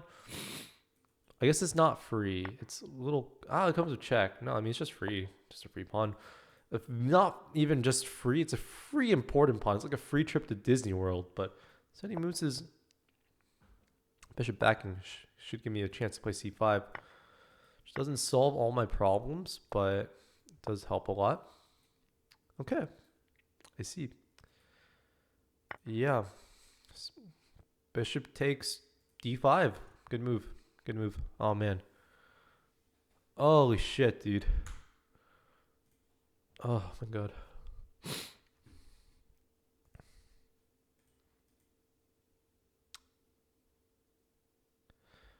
Yeah, I mean, that's why you can't take FG. Because I don't really need to look into it. It's not like, yeah, you get the F file, but it's just this bishop is going... You're going to pay the price for that bishop. So game would have continued like this, and it would have been fine. I would have played f6 here, and it would have been a mistake. Yeah, you just can't play f6 here. Well, what's the move? b5, d5, d5 takes. Sicilians are just hard, man. You know it's tactical, but you can't overreach. But let's look at the game. So, I mean, there's not much to look at. The game is just over here. So, he played this. What did I do? I didn't know what to do, so I sacked. And... yeah, I mean, doesn't work. He pounces. Yeah, and this is completely lost. he finds a series of nice, punishing moves.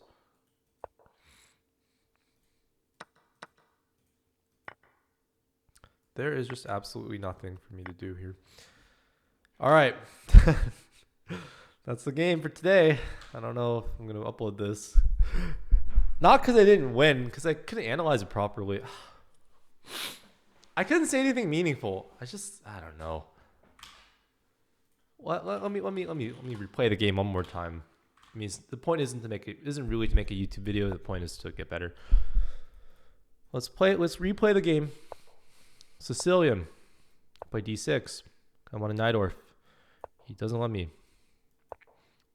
You go knight f6. He plays d3.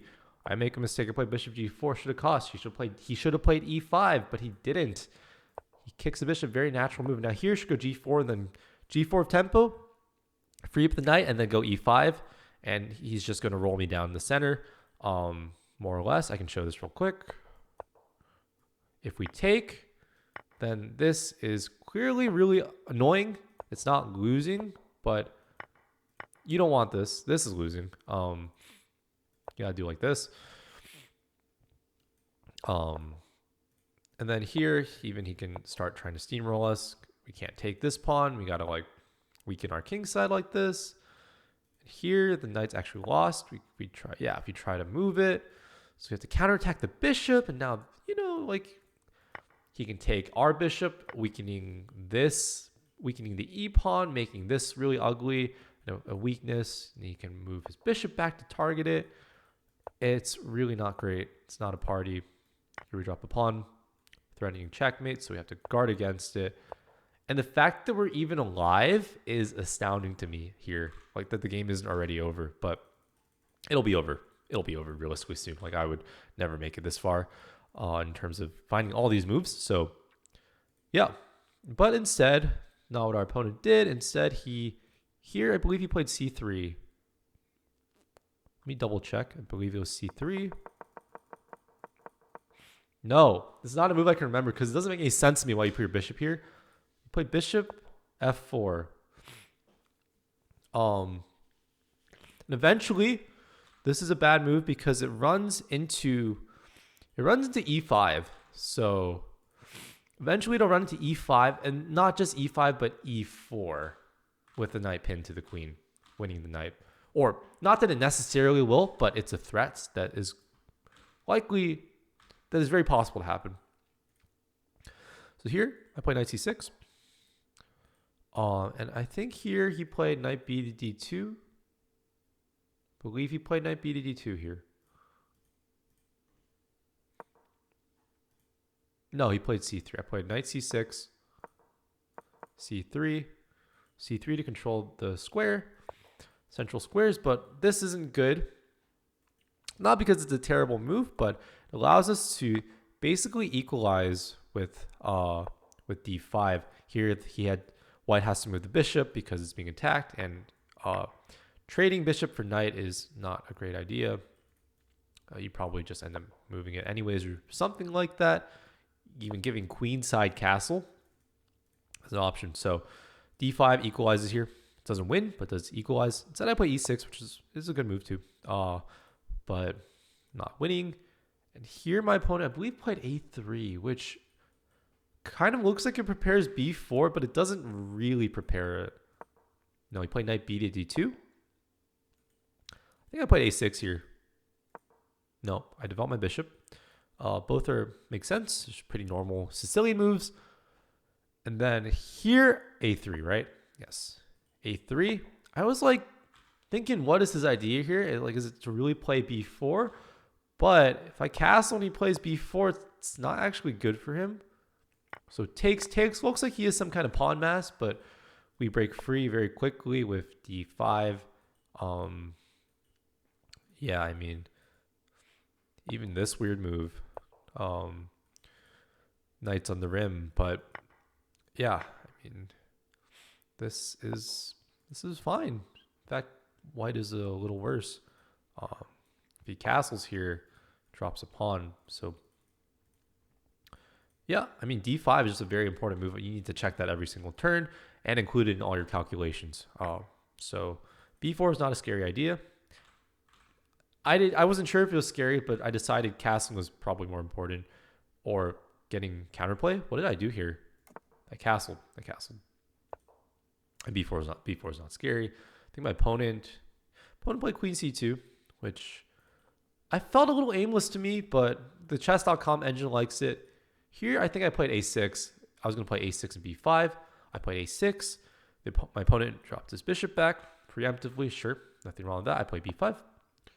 I think he castled. And then I dropped the bishop back.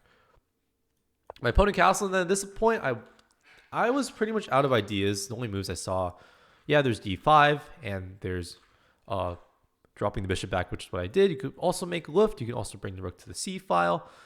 And honestly, I didn't have a ton of ideas because I'm normally pretty scared to play d5, but in reality, d5 is good. e5 is like kind of scary to me sometimes, but you drop the knight back and you drop the bishop back, pinning the d pawn. This is just a nice position. Eventually, you're going to get c5 in, and if you eventually you get something like c5 in, putting pressure on the d pawn, and also frees up the c5 square for your knight, which you can use the hippity hoppity up here all the way to d3. So you just imagine something like this.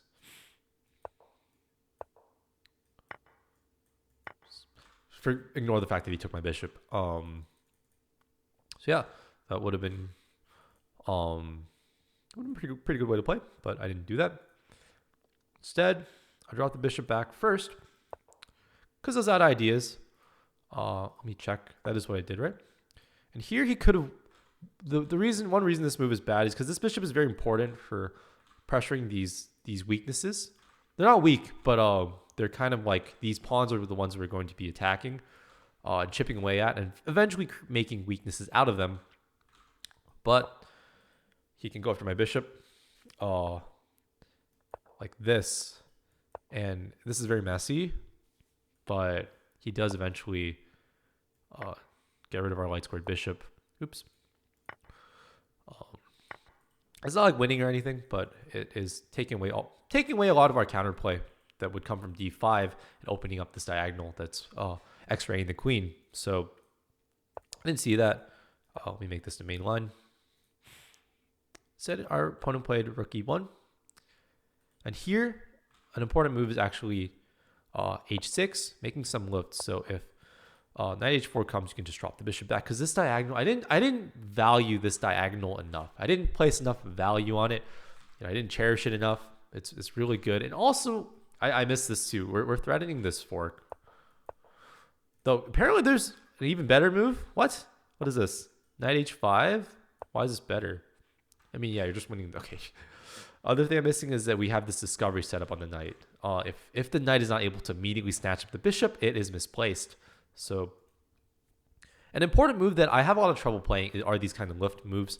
First of all, you normally have two options. Which one is better? I mean, here we only have one option. But normally, it's hard for me to make because I don't know if it's...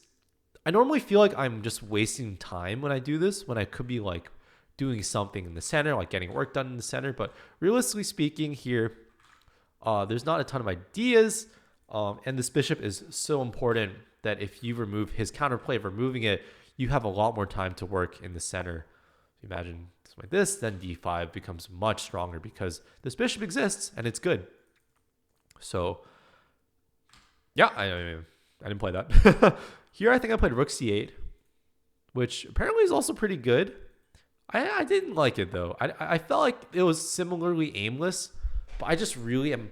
I have some kind of mental block against these left moves, and I really shouldn't left move and then drop the bishop back because I feel like I've played it in certain scenarios where it wasn't good, and then I'd end up getting like the lift pawn end up being a hook. Like let's say this ends up becoming some kind of hook. Here, of course, it doesn't work, but you know, in certain other positions, you get checkmated, and it's just like, wow, I used a move to help my opponent checkmate me. Like that feels bad, and to move my bishop back a square that makes it control less squares, even like doesn't really do a lot in certain positions, right? So Um, yeah, but I play rook c8 here. Oops, let's get the main line. Let's get the game. Here, my opponent did play. No, he didn't. I thought it's soon. He brought his other rook in. He's still just making slow development moves. And the thing is, if you look at the time, the reason I think he's doing this is because it's very clear I have no idea what to do. You look at the time difference, it's 13 minutes to 4:51. Part of it is because I was blabbering the whole time, but like, uh, he doesn't know why. He just knows I'm taking a long time. And if he can make a fast, good move, he's going to burn my clock. And it did end up helping him quite a bit, as opposed to some kind of more speculative move.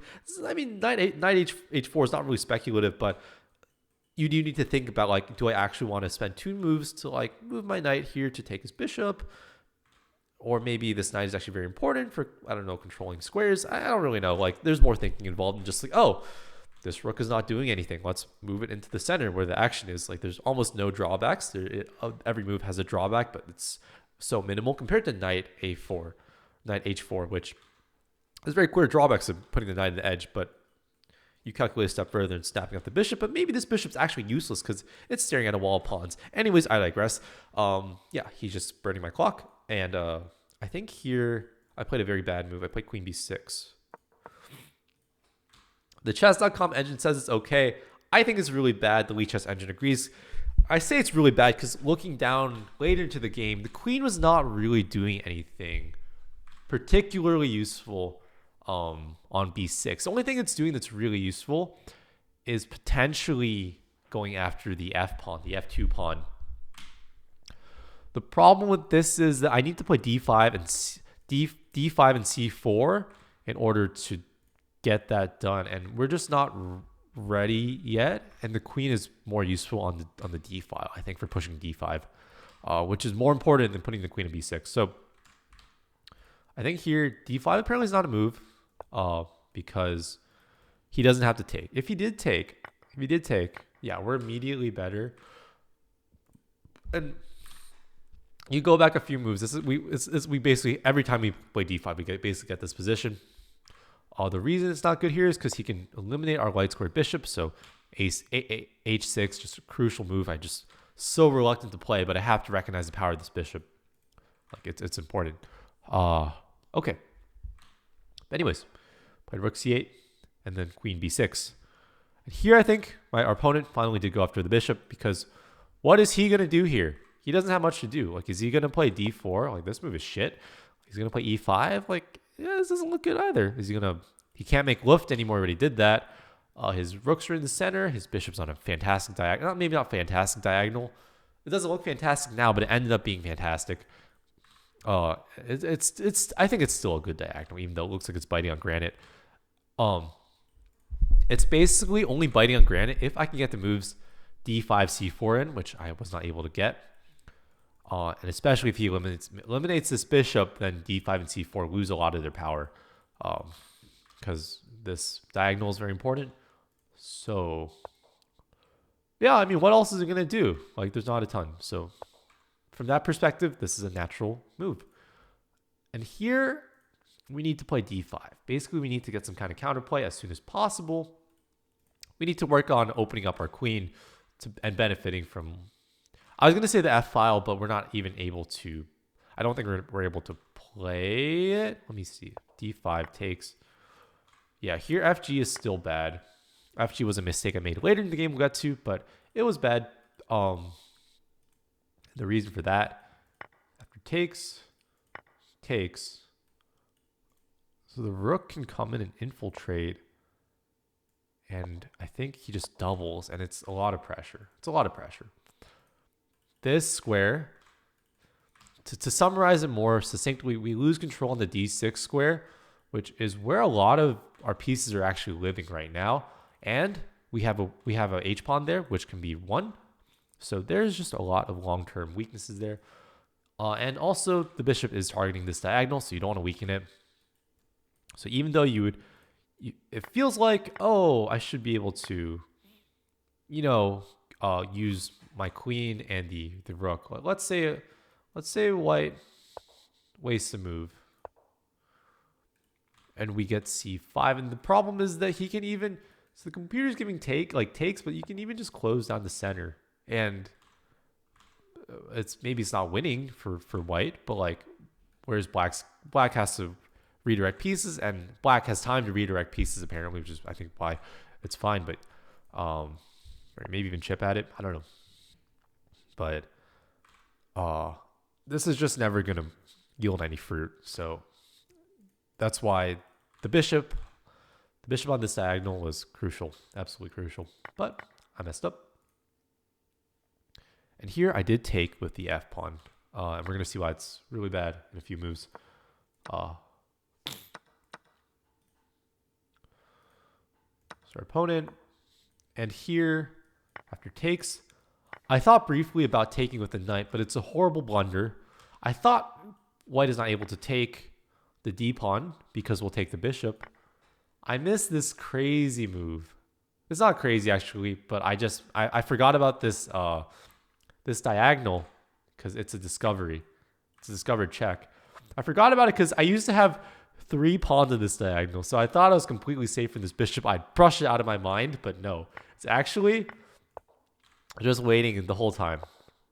So here, apparently we're not completely lost if we can shut off the bishop. Shut off the bishop. I would have took this way, but I think this is stronger for guarding against bishop probably. We take like this.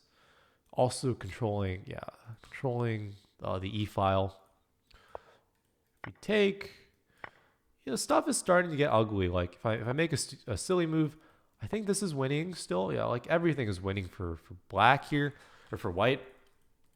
So FG, just a really weakening move, and the F file, we're not even ready to like really benefit off of it. And here I pretty much just lose the game on the spot. So we showed why knight takes doesn't work because this check, so it has to be pawn takes. And from a positional standpoint, like this looks bad because white has complete control over the maybe not complete control, but white has control on the E file. This bishop is only defended 1 time, so a move like rook e6 is very scary. Pinning the knight, preparing to double. So I think doubling here is, the Lichess database, like the Lichess engine gives a number of really good moves like knight f3 or taking first and then knight f3. And then I think the point is that we're gonna put pressure on this knight. So let's say I waste a move. It's not even a waste apparently because we need to get out of this diagonal. I think this is good. It's not that good because the queen can escape. So instead, pinning the other knight, we get the queen out. I would have doubled, but apparently this is good. I don't know why. But it looks like I could have still survived with accurate play. Obviously, I didn't play accurately. And here, what did my opponent do? I forget. Play knight f3, which is... My opponent was very, very safe the whole game, the way he played. Until the end, when he just pounced on me, I guess. But after I kind of gave him the meal on a gilded platter first. So here I'm out of ideas on what to do. The move c5 or c4 came to my mind, but I thought white would just close down the center, and I'm just stuck. What am I doing? But I should have still played this because I didn't recognize even this pawn is just hanging. I can't move my knight. It's not hanging, but it's my knight is tied down to the pawn, so I need to free up my knight so I can do things with it. Like the move I played, which was knight h5, which should have lost immediately to bishop takes d5, but my opponent missed that, and he moves his bishop away, which should have allowed me to play c5 and close things down, or even apparently defending the pawn like this because it gets out of the pin that's about to happen with rook e6. I can show this on the game on the board, but he moves his bishop back, and here I don't know why I didn't play c5 or c4. I don't know why I didn't play c4. It's just screaming to be played. You need to play this move because I'm trying to like play it in a way where it comes with tempo and I'm hitting the f pawn, but like that's not happening, dude. The knight is not removable. Like, what am I gonna do? Like this? Well, it just takes. We just don't have control on the necessary squares to make that happen. So just have to bite the bullet. bite the bullet and say, hey, it sucks, but you're gonna have to let him close down the file. And he apparently, even if he doesn't close down the file, we're still worse because we have nothing. We just have nothing. Nothing going on. This is bad. This is unfortunate. But instead I didn't know what to do, so I sacked a rook. Because sometimes you sack a rook here and it's Sicilian. You sack a rook for a knight in Sicilian and it works and you're a genius. But here, the queen on b6 is nowhere near the attack. If the queen could be transported here to the h file, maybe it'd be doing something then. I don't know. We can't, the knight is completely restricted. Like, can't even, like, I'd love to, like, do this. And here, see, after this, we're actually doing okay. Oh, but that's only because he put his queen on a square that lets me play c4 of tempo. See, we do some waiting move. Yeah, here white is still winning because we can never play c5 in time to actually do something useful. In this random variation I did where white puts the queen here, like a dingus, then yeah, we get an extra move. We can checkmate him. I can checkmate him, you know? But, he's not going to do that. So I sack a rook. And then it became, I knew going into that, like, I'm not going to get shit. But, like, if you look at the time, I have a minute 58 to 10 minutes and 39 seconds. It is plus 15, I think, but still, I'm just at a loss for what to do. So, yeah, and I just missed that this pawn was hanging with check, and it's all over. My opponent finds all the moves. I play some random shit that doesn't really do anything, to be honest. I don't even need to show the Lichess analysis. Like, this is clearly game over. Super game over. So, yeah. That is it for the game. Oh, my goodness.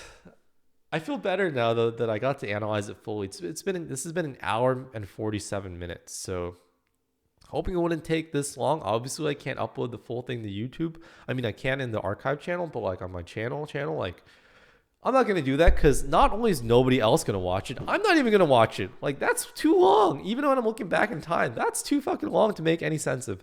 So, maybe on the archive channel it'll make more sense. But yeah, I'm going to cut this down, and I think it was a good game. I think I learned a lot from this. Learned some Sicilian. Maybe not learned because I kind of knew them already, but really hammering home the importance of, first of all, checking for this bishop takes f7 tactic or just g4 and e5. Second, the importance of playing d5 when you have the freaking chance. When you have the chance, just do it. Just do it. Number two, b4, not actually scary because you have d5. And number three, the importance of this, oops. Wait, what happened? Where's my game? Which one's the game? I think this is the game. Yeah, this is the game. Okay. Okay, let me start over. So I think takeaways from this game. One, be careful putting your bishop on g4 because there's a lot of times there's some tactics around bishop takes f7, e5, and then bishop takes f7. So that's number one. Number two, really is the same as number one, but g4 and e5 can always be done. Number three, or I guess, let me start over. Holy moly, can't speak. So I think the takeaways from this game are, number one, be careful about putting your bishop on g4. Like, I'm just sputtering everywhere. So I think the takeaways from this game are, number one, be careful putting your bishop on g4 like this because a lot of the times there's tactics involved. Bishop takes f7. So here, e5, and if you take, you get this classic tactic where white basically sacks a bishop and then wins it back with interest.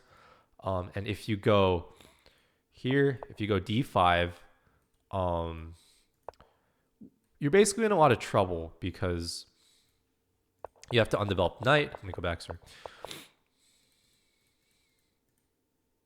Here, d5, which is what I would have planned to play. It seems natural to try to attack the pawn, but then you drop your own pawn. You kind of have to undevelop, which is kind of unfortunate, and then very quickly defend this pawn. Otherwise, I don't like talking about this. What is that line? It's not something I understood well enough to articulate. G4, E5, D5, bishop G3.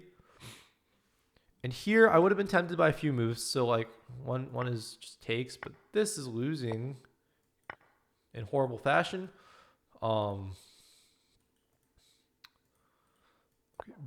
C4 is not a move I looked at.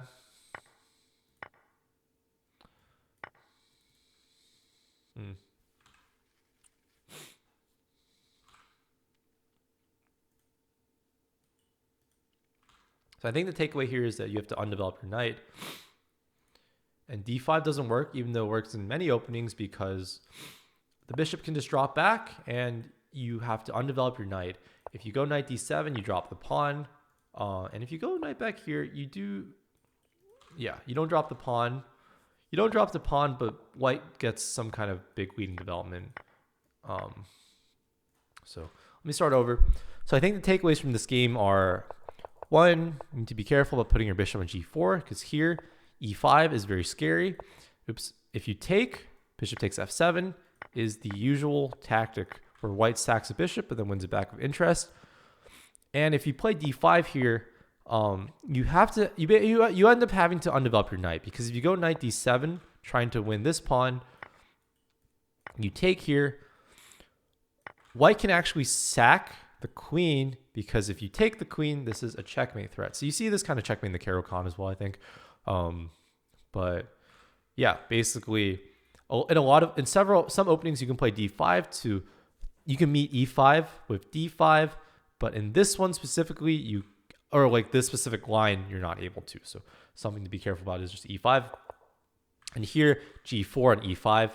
G4 could have been followed up with e5 and proceed in kind of similar fashion, where you kind of just steamrolled down the center, and these pawns are coming for your developed pieces. Anyways, my opponent didn't play that. He played this move, bishop f4, and bishop f4 ended up not being a great move for a particular reason. Let me try to get it.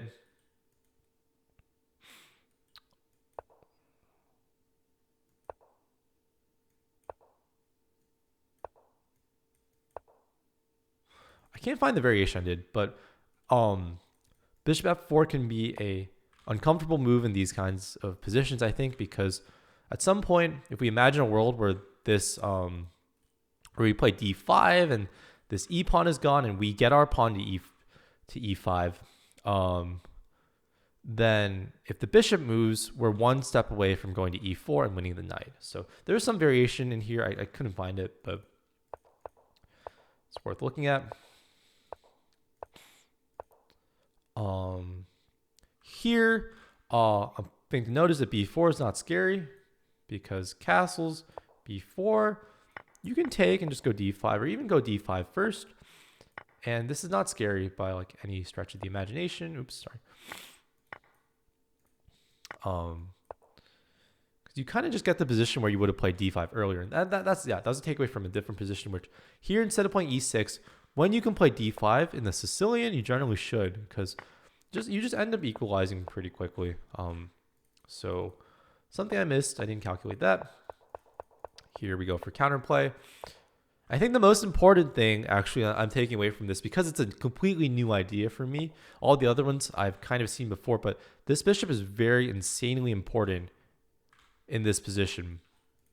So it's actually targeting all these pawns. You think it's biting on granite when it's hitting these pawns, but in reality, what this bishop is doing is allowing us to some point play c4 and completely weakening these pawns, actually turning them into targets. So if we imagine a scenario where, let's say, what are some moves? White makes a waiting move. Queen b6. White makes a waiting move. d5 takes. White has to bring the bishop back, because if he doesn't, c5 comes, and now this pawn's actually a target. So, and we're able to use our queen on b6. Otherwise, because I didn't protect this bishop, what ended up happening was that, so we made some waiting moves more or less, or small improving moves. White was able to target my bishop, which after taking the bishop, and I took with the f pawn, which in this position was really weakening, way too weakening, with the rook already staring on the d file and on the e file and the d file, and the bishop, which I thought was blunted, is not going to be blunted very soon. After takes, c4 is a lot harder to play. Even if I get a tempo to play c4, now that I don't have a bishop on this diagonal, it can be easily blocked with the move d4, but white doesn't even need to block it. White can, because I don't have any threats. I'm not threatening to take this pawn like in the other variation and then stick my, or maybe stick my bishop on that square and then stick my knight here. I don't have any of those kinds of things, which I should go back and show. So we go here and let's see this one. And if white is stubborn and goes for the bishop for some reason, let's say waste a move. Now d5 is already coming. Moves the bishop back. Now c5 is coming, and clearly white is under some pressure. We can stick the bishop here. We can take, or we can not take. I think at some point I can move the knight here and here. There is some variation where the knight was already here. I couldn't find it, but yeah, those are pretty much the takeaways from the game. And after, I missed all those moves, this sack is clearly not doing anything. So, and there are more resilient ways to defend, but the biggest thing was I missed this check. So yeah, it's a good game though. I had fun. I'm tired though.